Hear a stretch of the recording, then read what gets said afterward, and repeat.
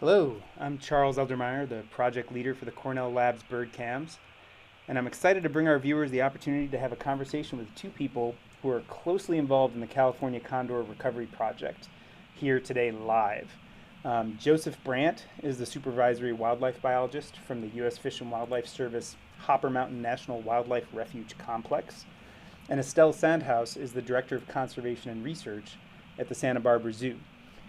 During the next hour or so, we'll be talking with them about condors and the recovery project, as well as lots of answers to questions that you guys have been submitted. How are you guys doing today? I'm Good. doing great. Thanks, Charles. Great. Well, we're really excited to have you here with us today. Um, I wondered if we could just start out because a lot of people come to this camera potentially never even having seen a condor before, certainly, but might not know kind of the rich history of this project. And I wondered if we could just jump into a quick kind of overview of why condors are endangered and sort of what led to this recovery project. I don't know if Joseph, you want to at least take that first question. Yeah, sure, Charles. The California condor is a large, obligate scavenger. So one of the largest vultures in the world, the largest flighted bird in terrestrial North America, um, and it's also one of the world's most endangered birds. So at one time, the population was only 22 individuals in the wild and one in captivity. That was in 1982. So only 23 individuals in the world.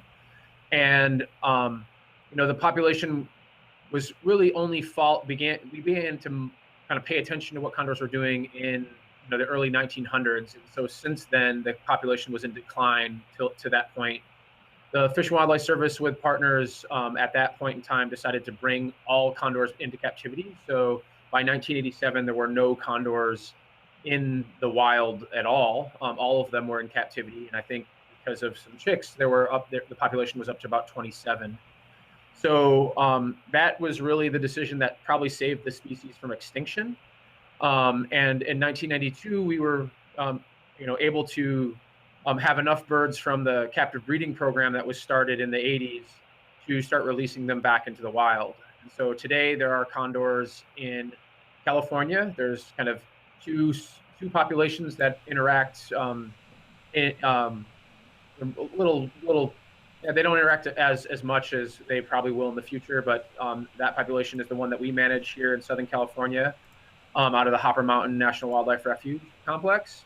And then the other population is in Central California, and that is kind of inhabits the Big Sur Coast and Pinnacles National Park to the east. And then there's a population managed by the Peregrine Fund in kind of northern Arizona, southern Utah, and a population um, in Baja California in the San Pedro Martir. So, just kind of look at the numbers of where we are today from that 22. As of the end of 2016, there's about 446 condors in the world, and a little more than half of those are in the wild. So there's about 276 condors in the wild, and the rest of those birds, the difference between 276 and 446, which is about 170, are make up the captive population, most of which are captive breeders. Right, and so this seems like a great time to bring Estelle into this conversation. So, Estelle, you're coming to us from the Santa Barbara Zoo, and obviously, captive birds have played a really important role in this entire endeavor. So, I wonder if you might sort of give us a sense of what the Santa Barbara Zoo does, how you fit into this, and how maybe zoos in captivity in general fit into the Condor Recovery Project.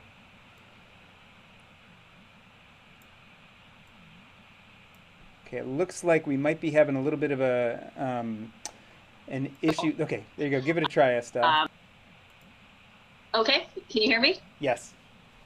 Okay, awesome.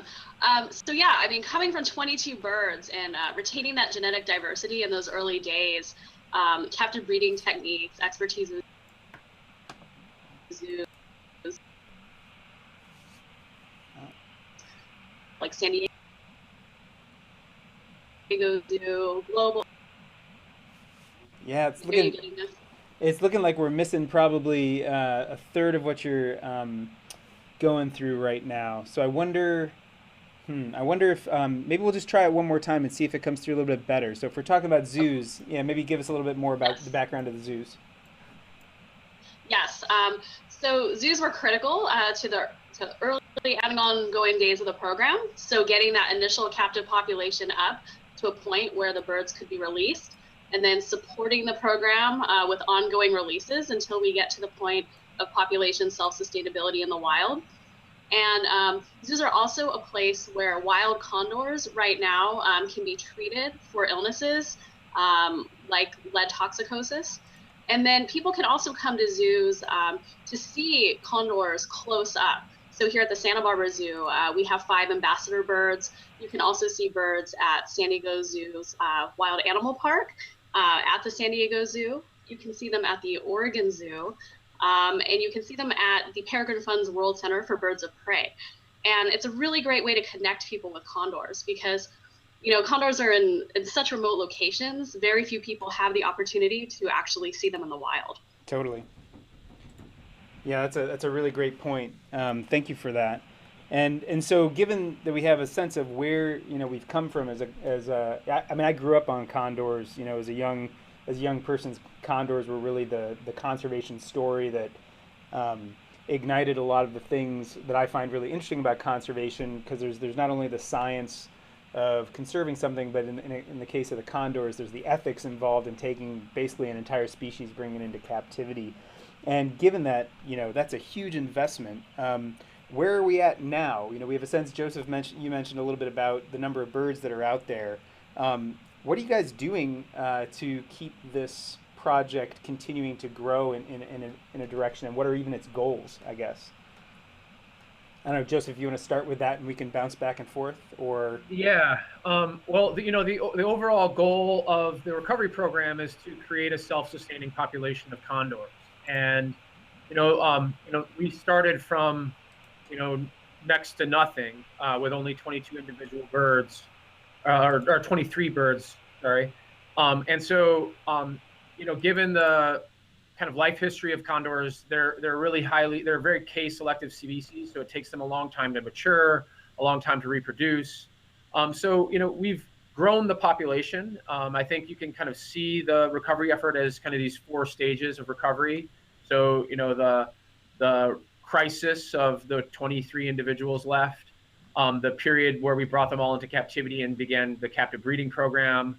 And a lot of time was spent in the early days of the reintroduction effort of just getting a population established back in the wild. And so now we're in that final stage where we have a population established in the wild, and now it's trying to get them to the point where they're self-sustaining. And that kind of takes kind of addressing what their current threats are, and trying to rectify them so that the species can thrive. I think that it's a very doable task, to deal with the threats. We've identified many of those threats, and I think it's just a matter now of increasing the numbers and then minimizing the amount of mortality in the population. And so, Estelle, how does the zoo stay? So obviously the zoo plays, and the whole zoo community, not just your zoo, right, as you mentioned, but they play this integral role in obviously the captivity part. But how does that extend to these birds out in the field? How does the zoo work with the wildlife biologists out there to sort of continue that work? Yeah, I'm glad you mentioned that.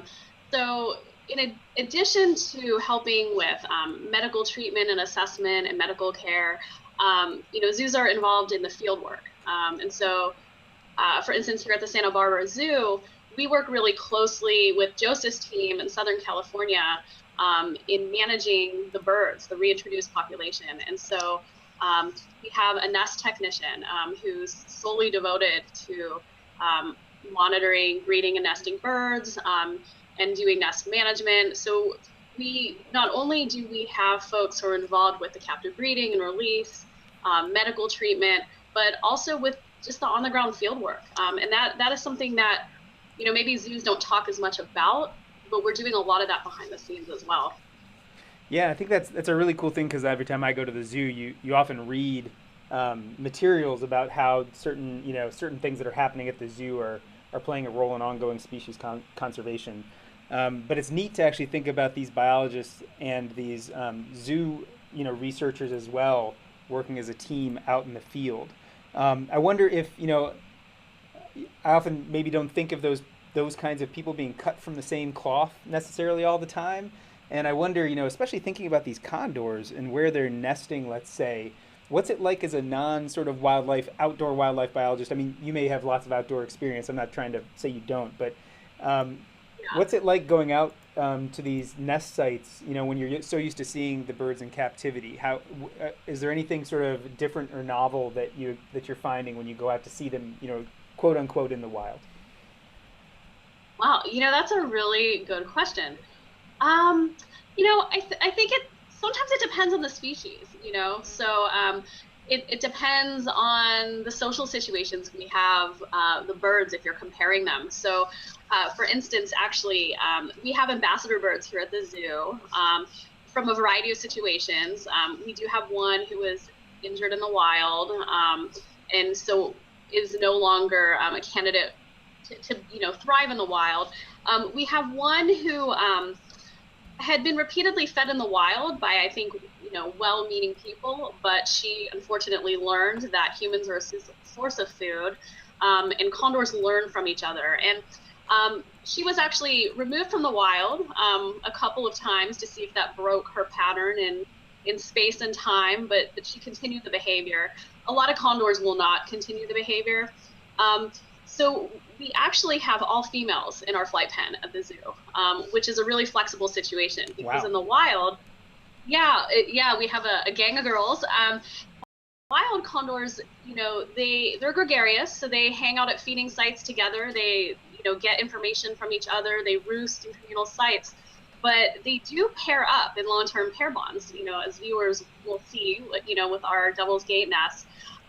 So when you're housing them here at a zoo, you have to think about how does the species' social history affect the way you're able to pair them. So at the breeding facilities, we have pairs housed together because we want them to breed, and that's a good situation for them.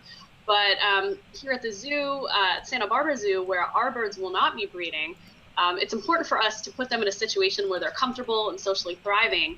And a group of females is actually a really great way to do that. And there's another facility, and I can't remember which one, Joseph May, that has a group of males in a similar flight pen situation. So I think when you go in the wild, there's a lot of things going through your head. Certainly, you kind of want to soak up as much as you can about the species and its natural habitat, because we do bring that back to the zoos and are constantly trying to optimize our environments. But it's sort of this feedback. So I think, looking at the 80s, the people from the zoos were bringing these captive rearing techniques to the wild and vice versa. So the learning was feeding on itself. So techniques like double clutching eggs, where you remove an egg from a female earlier in the season, and that could be basically reared in captivity, she may actually nest again later in the season, and you can get that population up more rapidly. Right, and that's something that basically, well, we saw something to that effect happen last year when an egg was lost from a nest, and you guys were able to bring in an egg from, I think it was from the LA Zoo last Yes. year. So, sort of thinking about this both there's the wild population and the captive population. So, why are condors in the wild not increasing rapidly? I mean, obviously, you just got to one thing. Maybe if you're laying one, possibly double clutching into two eggs, that could be part of the issue, right? But also, someone, Julie. Oh, it looks like we might have lost Joseph here. Joseph, are you That's it. still? Yeah, he looks frozen on mine. Well, I'm gonna take him out of the image then, because he's just kind of cluttering things up. I'm not sure why he would have gone away. Um, we'll see if we can get him back. As I was saying, would you say that similar things are facing birds in the wild as are facing them in captivity in terms of barriers to population increasing, or is there something else happening? Yeah, so right now, Joseph referred to us being kind of at that last phase for recovery. And what's really the barrier to recovery in the wild right now is high adult mortality from lead poisoning, from ingestion of spent lead ammunition. And then to a lesser degree, but still very important in Southern California, we have this microtrash issue in nesting. And so, you guys both mentioned, the condors are slow reproducers. This is their life strategy. They invest a lot of time, as we've been privileged to view on these nest cams, in each solitary chick. They're rearing one chick a season or every other season, and more typically every other season. But we're finding as we're really closely following these pairs, there may be individual differences. Some pairs seem to like to nest every year. So, when we're breeding in the zoo, we don't have this adult mortality to contend with. Gotcha. You have really high survival. So in the wild, really what we're facing is getting that adult mortality down, and it's environmental causes. It's human causes. Our colleagues who have done modeling on survival in the wild, once they get past a couple years of age, which can be dangerous for a young condor who's learning the ways of the wild and predators and different dangers. They do quite well, except for really this lead poisoning. Okay, and I think so. I just got a text from Joseph that his computer died, but he's rebooting everything. So hopefully we'll get him back in the conversation here. Yeah. It seems that's what happens a lot. But it gives us a little time to talk to you, I think, about a couple things that I think you're really well suited to talk about. And a lot of people have questions about genetics, genetic bottlenecks. We got some inquiries from Facebook and Twitter. Becky on Facebook asked us about with such a tight genetic bottleneck, how do you maximize this small founding populations that you have? You don't have genetic issues further down, and that must be part of what captive breeding is really one of their biggest challenges, I would imagine, they're faced with. Yes, and I should preface this with that I am not a geneticist, but we do have geneticists in zoos and with our Association of Zoos and Aquariums. And really what's done is knowing as much as possible the lineage of each bird, and then really carefully planning breeding so that you're maximizing that genetic diversity over time across the population. Sure. And what's interesting about the condors is that, the condor population worldwide is somewhat managed as a whole. So breedings are planned, and birds are moved to either breeding sites or specific field sites, largely based on their genetic place in the population. And then once they're in a given wild site, it's kind of up to the condors as far as who they choose as their mate. But yeah, it's closely tracked each year, and so what you're doing is trying to maintain that diversity that you're starting with Sure. from those original founders. Gotcha. And so you mentioned lead. We also know that lead being an issue as well to sort of the ongoing growth of the wild population. And again, I'm going to wait hopefully a little bit till Joseph gets back, because I know he's also got a lot to say about that. But I wonder if you wanted to touch on another issue that we know a little bit about. We got a couple questions off Twitter regarding microtrash. And Yes. and I wondered if you might tell us a couple things about how microtrash might affect these birds, but also why are they so interested in microtrash? If you have a sense of that. No, it's a great question, especially for our camera viewers, because you may well be seeing parents bringing in trash, although it can be tough to see.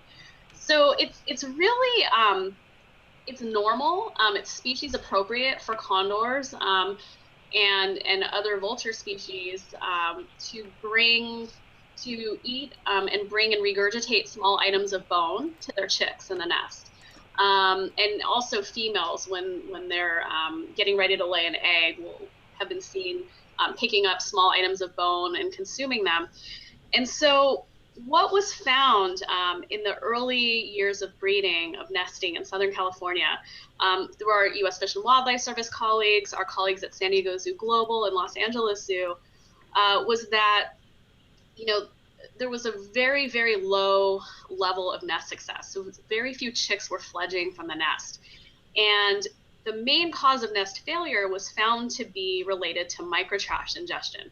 So basically, the parents were bringing back these really small items of trash, kind of coin-sized, and things like pop tops, bottle caps, small pieces of glass, all about the size and shape and potentially texture of what these bone chips are. And so we don't know for sure why they're doing it, but we do think it's pretty likely that they're mistaking these items of trash for bone. They wouldn't have had time to evolve discrimination of bone and trash. Okay. The landscape that these guys are on is, we're recreating on it. We're on the landscape a lot more. We're kind of edging into their critical habitat. And so we think that's why they're bringing it to the nest. And then what happens is the chicks between a certain age, they're able to eat the trash, but they don't seem able to regurgitate it yet. Okay. And so you get this impaction in their digestive tract. And they can have perforation, associated infections, and basically fail to thrive and starve to death. And so that was identified as the main factor in nest failure in Southern California. Keeping in mind that, we're really close to major urban centers. We're really close to Los Angeles. And they are picking up the trash, in the forest. It's roadside pullouts along dirt roads. The condors are where they should be. And so a lot of it's long-term about us just taking great care. A lot of folks aren't aware that really tiny items of trash are what you need to watch out for. We bring groups out for trash cleanups, and people's initial instinct is to pick up the big stuff. Let's get all the big stuff in bags first. And we're kind of like, no, like you need to comb the ground for those really, really tiny pieces. So, a lot of it is really just making folks aware and keeping those areas clean. Right on. Well, it looks like we just got Joseph back here. Let's see if I can bring him into the conversation. Hey, hi, Joseph. You needed a break, huh? Yeah. Well, my computer did anyways.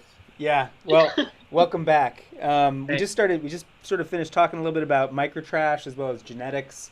Haven't quite gotten into lead yet. And before we kind of go that far, I also thought it would be interesting to sort of share if you guys have any stories or anecdotes about this actual pair of birds that are on cam. So this Devil's Gate pair, you guys have known each of these birds. They both were from captive bred birds.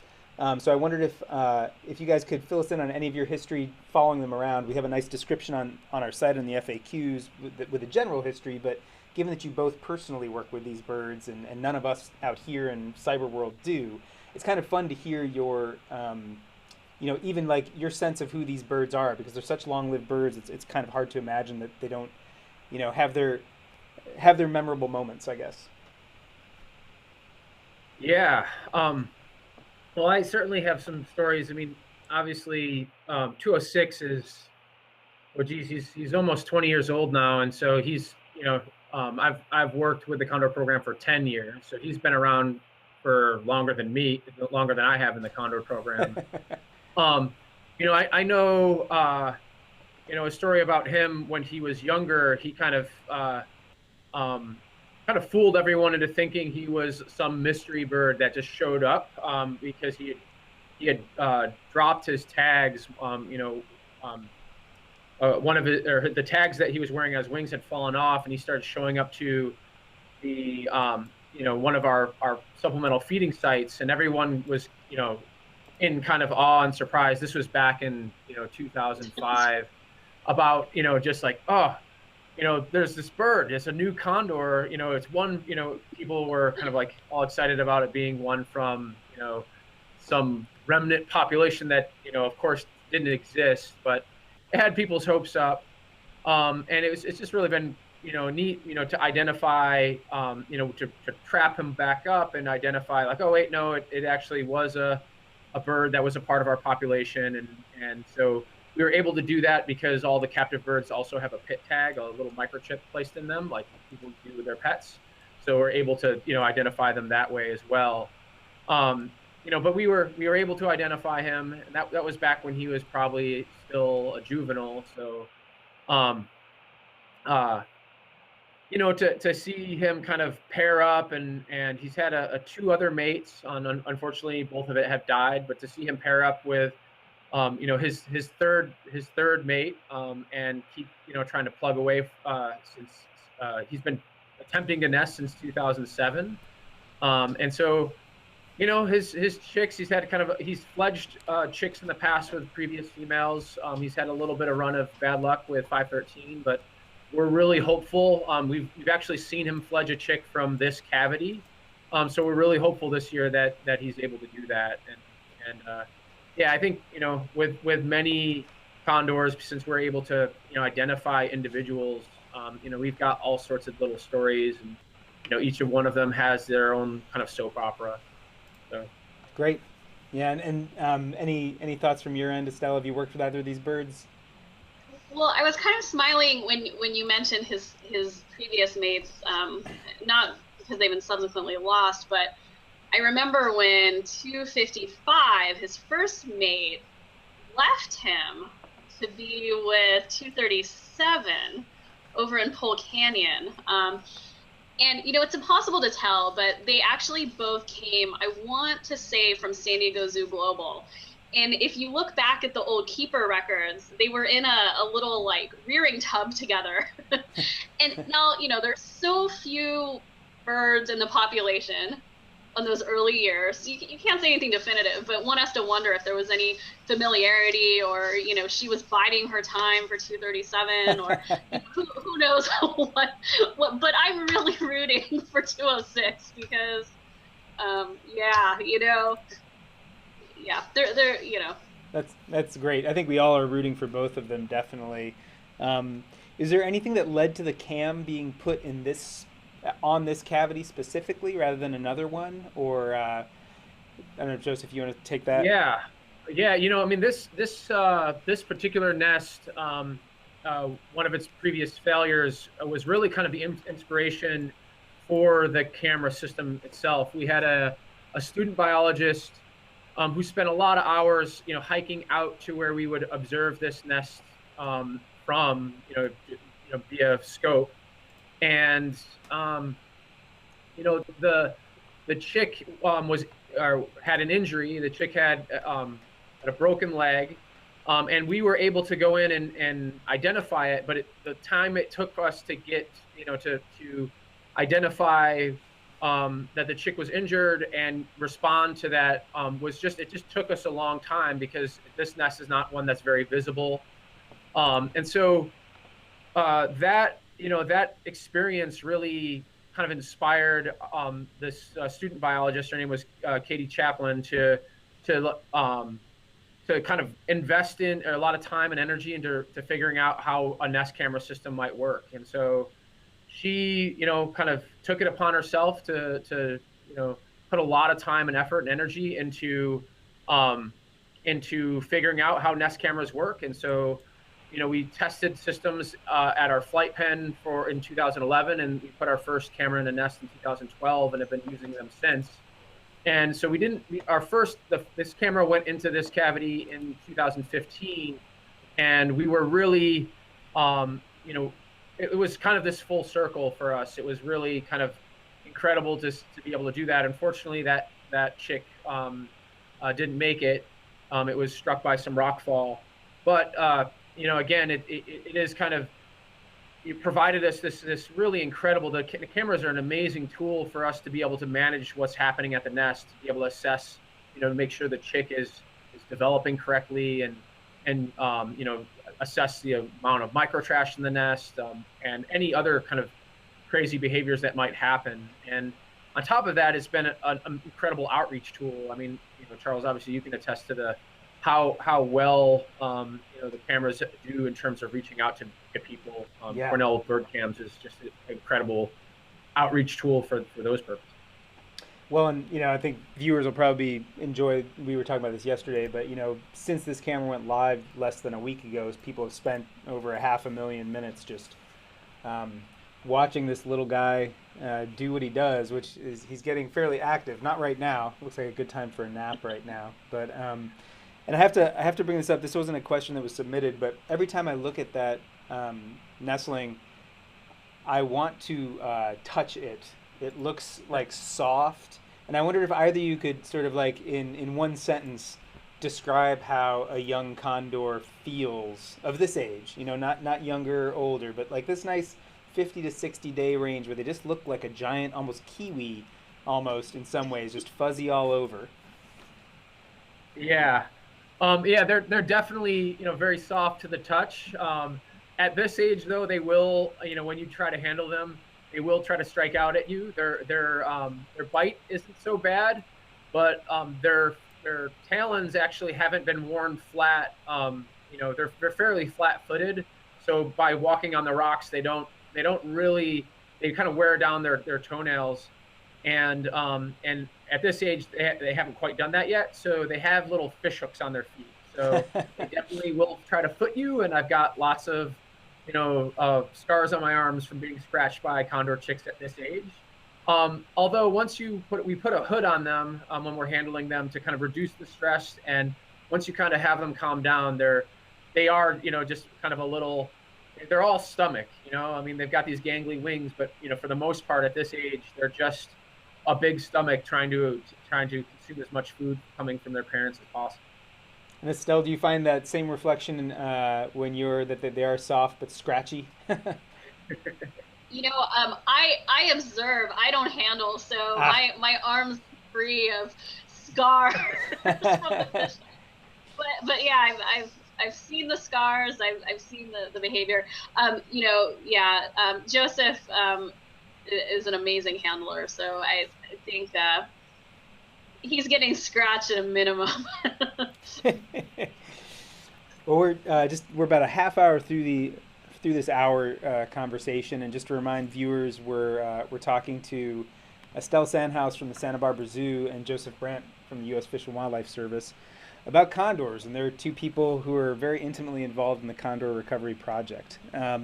I thought next we could work through a variety of questions that we've gotten from viewers about condors, some of which are derived definitely from what they're seeing on cam. And as we get towards the sort of 3/4 way mark, I'd like to sort of give you guys some time to talk a little bit about lead, as well as kind of things that you've learned from the cam, just so you can start thinking about those things in the back of your head. One question we get is, why are these birds nesting on a mountainside rather than a nest? And I don't know if you guys have any nest in a tree, rather. Why are they nesting in a mountain, not in a tree? Why do they nest on the ground? Why do they nest in a cave? They're so big. Like last year's nest at Coford's Ridge seemed very confining.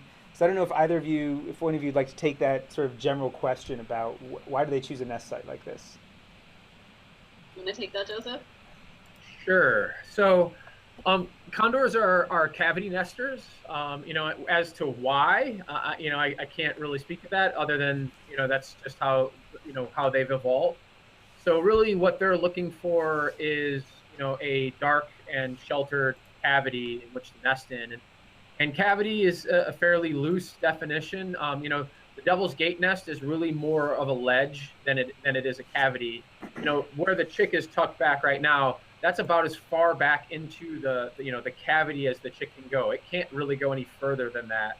And so when this pair laid its egg, it was actually a little bit to the left of the chick. That's where the egg was incubated.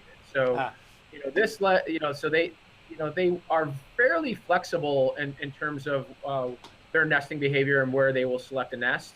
They actually do nest in trees. They'll nest in large old growth trees like coastal redwoods or sequoias. And so they'll nest again in the cavities of those trees. But sometimes they'll also use, just if the tree has been broken and it's kind of cupped out on top, they will use kind of that cupped little broken top as a nest as well. Historically, there were records of condors nesting in the hollows of oak trees even. So wow. I think like many birds, they are fairly flexible dependent on the habitat that's available to them.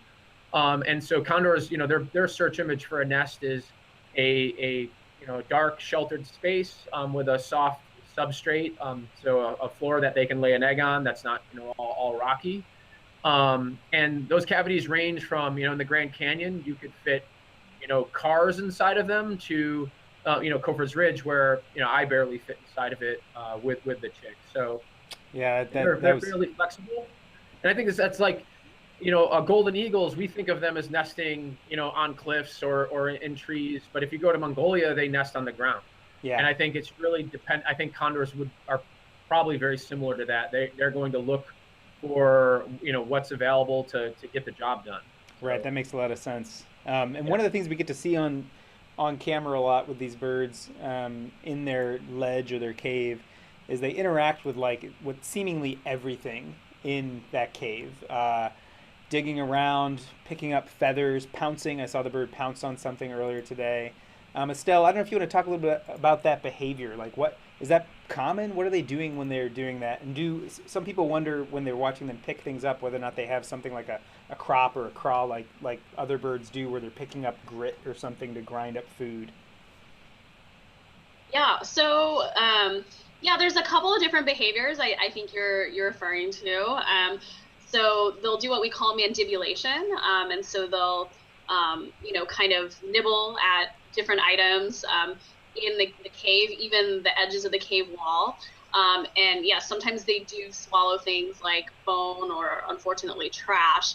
So they have a crop, which is a storage pouch essentially for food. The adults can store 3 to 4 pounds of food in their crop at a time. I'm not sure how big the chick's crop would be at this age, but Joseph might be able to speak to that one. And then the other behavior you're describing is really, I mean, there's exploratory behavior, and I think sometimes what your viewers will see is play. So locomotor play, object play. They're basically, when they're grabbing objects, they're pouncing, they're flapping.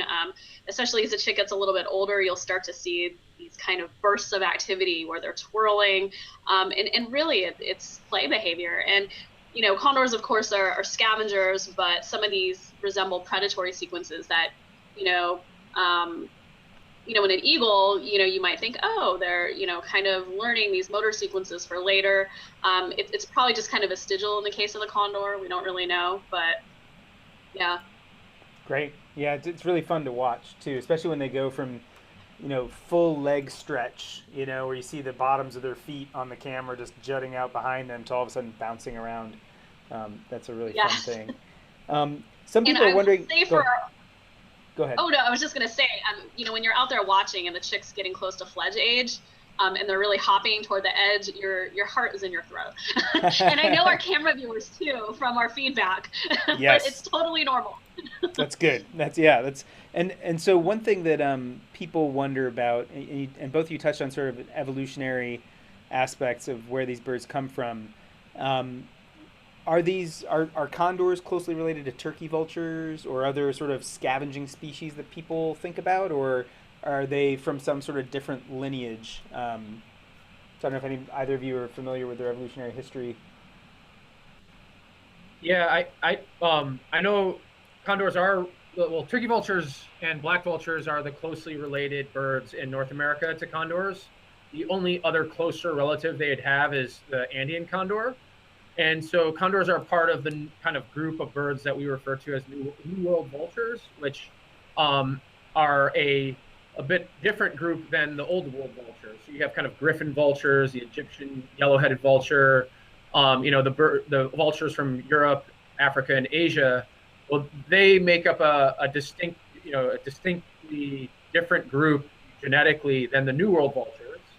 But both are still classified as falconiforms, and it's thought that condors and the New World vultures branched off really, really early in that kind of evolutionary history. Okay. But it is an example of convergent evolution where you have, two genetically different lineages kind of taking on very similar traits because of the niche they're filling. Right. That's really neat. So as you can imagine, lots of questions about the chick come in. So an easy one, hopefully. We've got a 50 to 60 day old chick. What does a chick like that weigh when they get to be about that big? And sort of what would that be equal to if I were looking at how many gallons of milk or something would that be equal to? Yeah. So I think a gallon of milk weighs about 8 pounds, and that's about. I mean, the chick at about 60 days old is about 8 to 10 pounds. So they start out as about a half a pound, the size of their egg, which is about 300 grams or half a pound, and then after a month they weigh between 4 and 5 pounds, and then they close to double their weight at 60 days.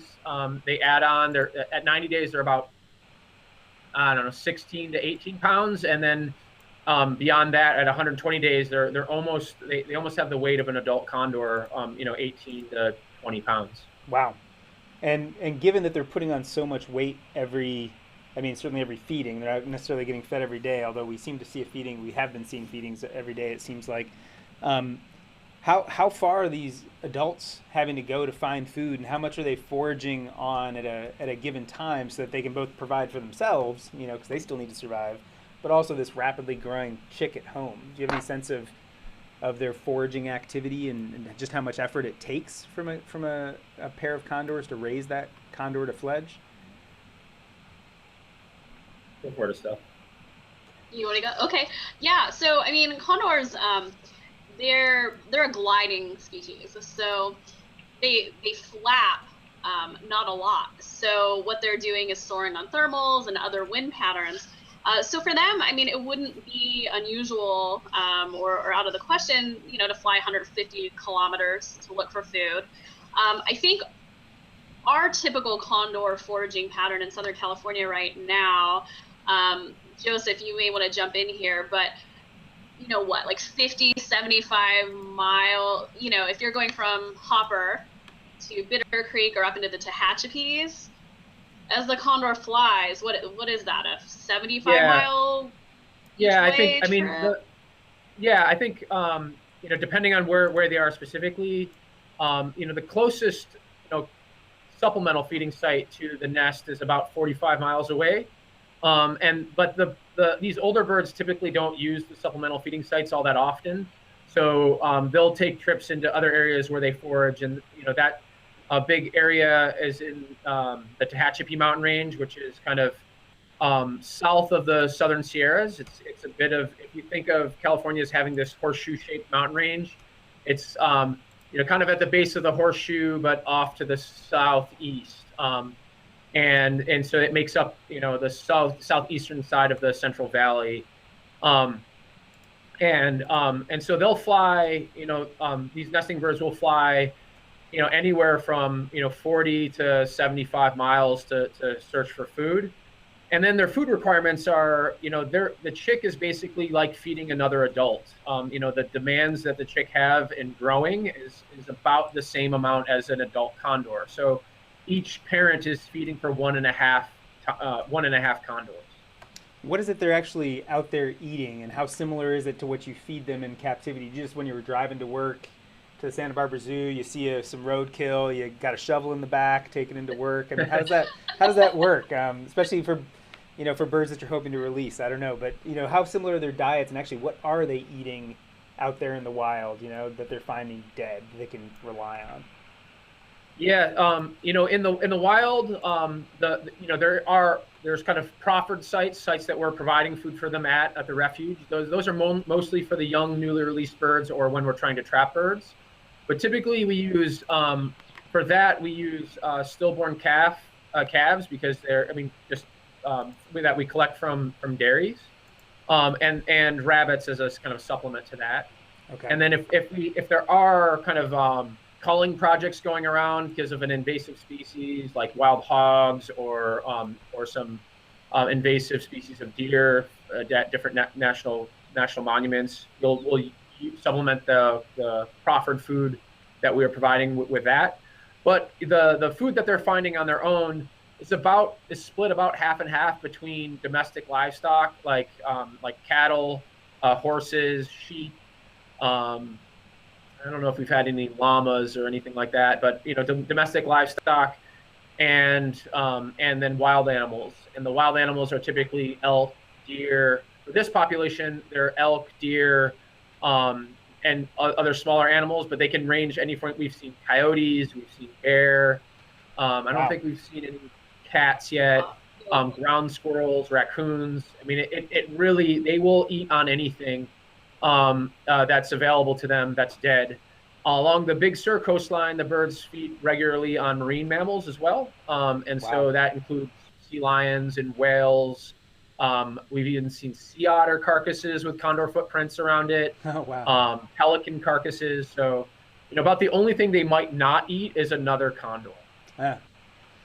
And how similar is that to what they get fed in captivity, Estelle? Yes.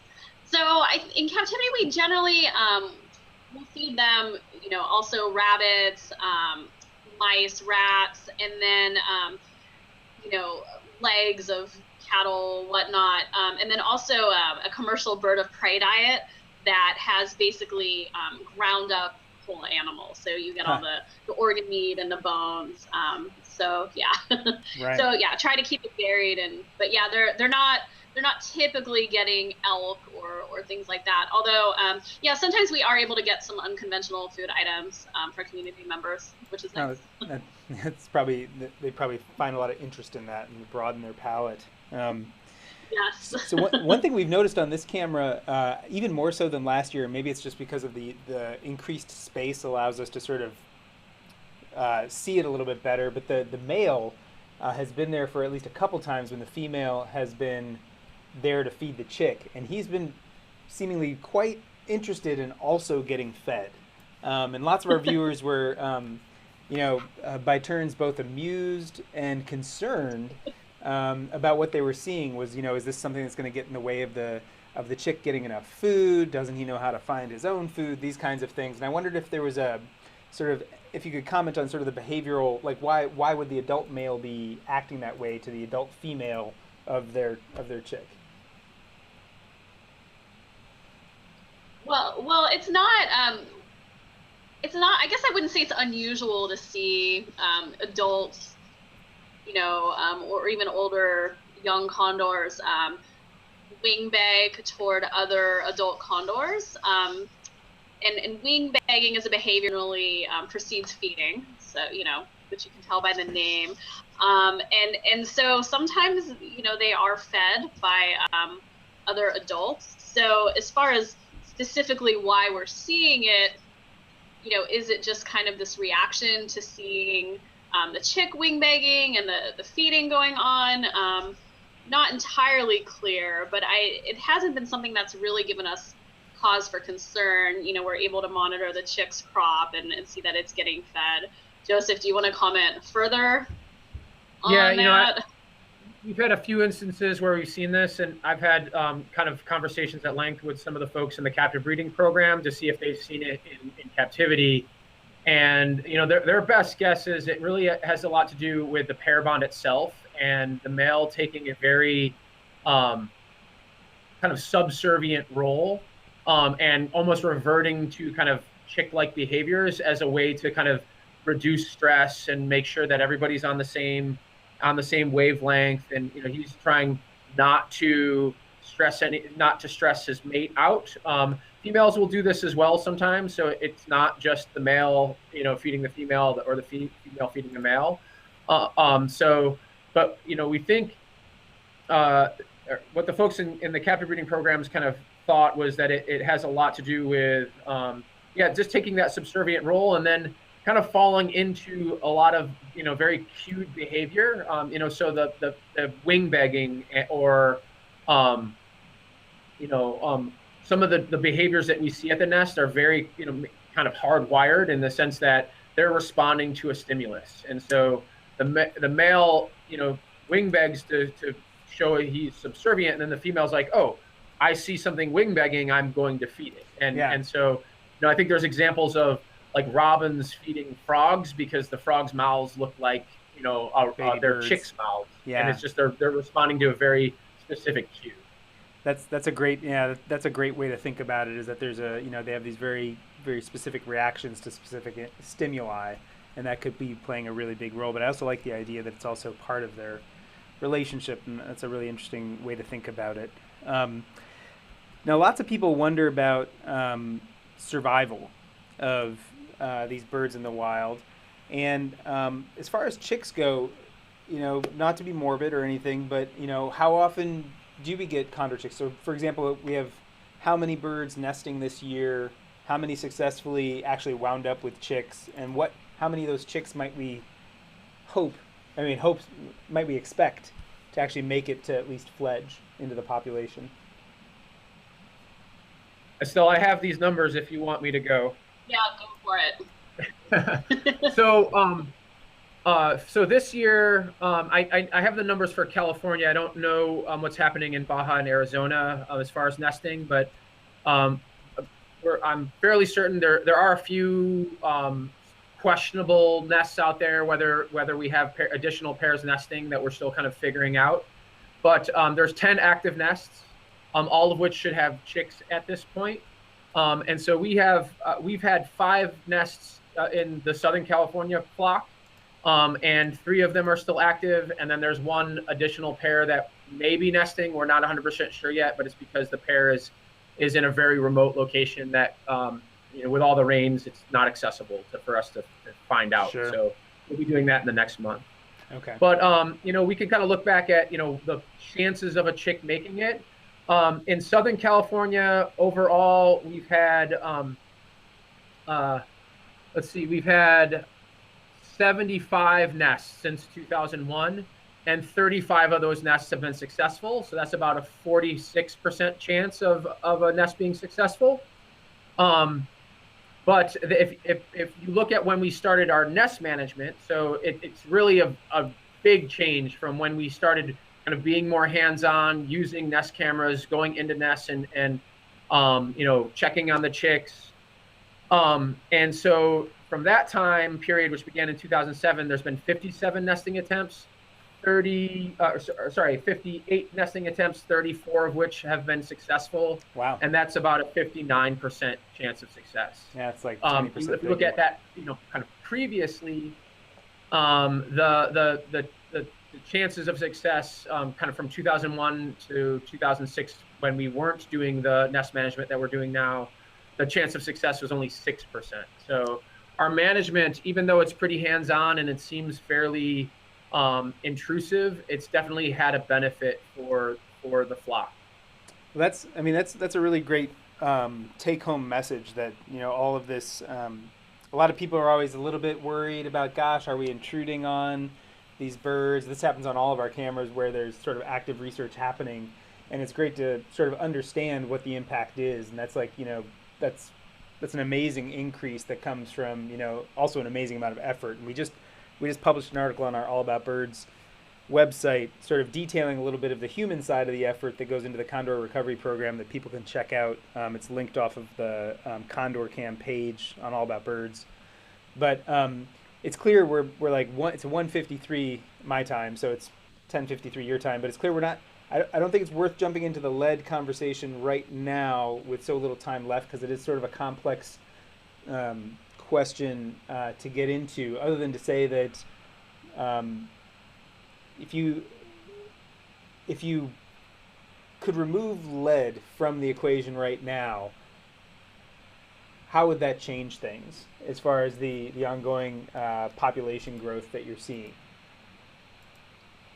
Yeah, we've been working, over the last 4 or 5 years with some researchers, a team of researchers that have been doing a population viability analysis.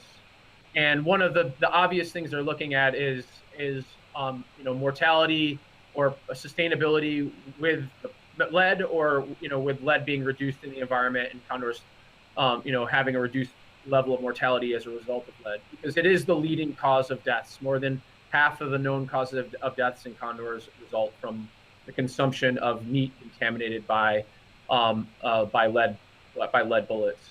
But without lead, we would actually be able to do much less management. So with lead, the population is really relying on the growth in the population is really relying on captive releases, and without it, the population is without lead, the population would grow on its own. So the fledge rate of chicks as it currently stands, be it augmented by our management, would sustain the population and grow it. So lead is really the game changer. It is the kind of the light at the end of the tunnel. And, I think the most important thing to understand about the lead issue is that, lead does not equate to being anti-hunting or even wildlife management. People are out shooting animals for all sorts of reasons, not just hunting. It's really about taking the contaminant out of that activity, because the contaminant, were that activity, without lead, it would actually be providing a food source for condors, which is something that we want to see. That's a great point. Yeah, that's a really great point. I know that, so you mentioned just how hands-on your management has to be right now in order to keep this population sustainable and growing. When's the next time you're getting hands-on time with this nest? And Estelle, are you going to be heading out with him to do it? I will not, but our nest technician, Nadia, may. Joseph, okay. What's the next 9? Yeah, so it's going to be when the chick is 4 months old. So if all goes well with this nest, which is what we're hoping for, the camera allows us to hold off on doing any additional entries until the chick is ready to be tagged. We do that when the chick is about 4 months of age. We won't go in later than that because the chick is, at that point, getting so close to being full grown that that we may cause the chick to prematurely leave the nest, and we don't obviously want to do that, because once the chick has left the security of the nest, it's got a whole other slew of dangers, as we've learned with the Cobra-Observer's nest from last year. But so at about 4 months of age, so if the chick's about 2 months old right now, in let's see, July, so in August. Okay. So it's the cameras. That's another aspect of the cameras, is they really have allowed us to be more hands off than we would be. Once we install a camera, we're relying on that camera to monitor the chick's development. And nests without cameras, we would actually be entering the nest right around this age, when the chick's about 60 days old. We'd go in at an additional entry at 90 days of age if we saw a lot of microtrash in the nest, and then we would go in again at 120 days of age. So we're able to not go in as frequently and allow the chick and the parents to kind of go undisturbed for longer, which is fantastic. Well, it seems like potentially right around that time, or a week, or just after that, might be a great time to have another conversation with you guys about potentially what you've learned from that, but also to dig into, I have a list of questions that's super long that we barely dented, which is great because it leaves us lots of things to continue to talk about. But I wanted to give you guys just a couple minutes. If there's anything you wanted to share that you feel like these cameras, you've talked about their management, obviously their management, their efficiency, helping you be more efficient in managing the birds. But is there anything you feel like you've learned from watching these cameras that you probably wouldn't have, or just that surprised you when watching? And we'll maybe just close out on those thoughts for the end of this. I don't know, Estelle, if you'd like to go first.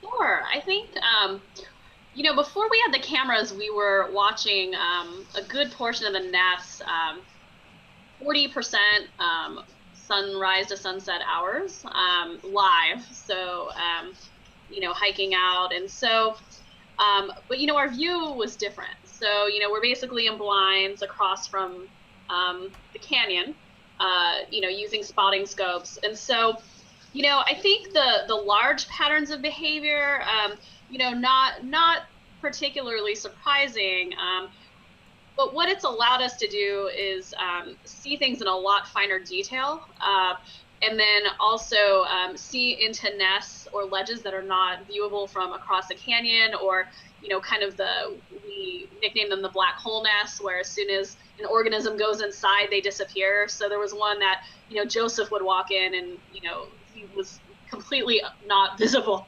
We didn't know how big it was until he went into it.